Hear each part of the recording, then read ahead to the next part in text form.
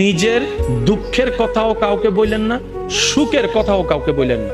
কথাটা একটু শুনতে আপনার কাছে অন্যরকম লাগলেও একটু ভিতরে গেলে আপনি নিজেই বুঝতে পারবেন। আপনি নিজের মনের দুঃখ কষ্ট সহ্য করতে না পেরে হালকা করার জন্য যাকে বলছেন, মনে রাখবেন আপনি তার কাছে কিন্তু কোনো না কোনো ভাবে একটু ছোট হয়ে যাচ্ছেন।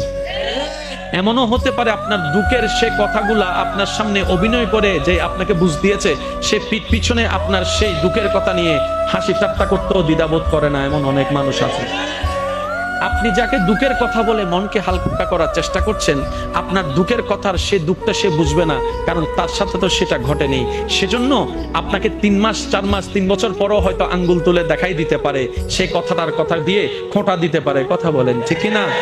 দুঃখের কথাও মানুষকে বলে শান্তি নেই। এবার আপনি বলবেন ভাইয়া সুখের কথা কেন বলবো না? আমি বলি কি ভাই, দুঃখের কথা শোনালে যেরকম মানুষ দাম দেয় না, সুখের কথা শোনালে মানুষ বদনজর লাগাইয়া সেটাও নষ্ট করে দেয়।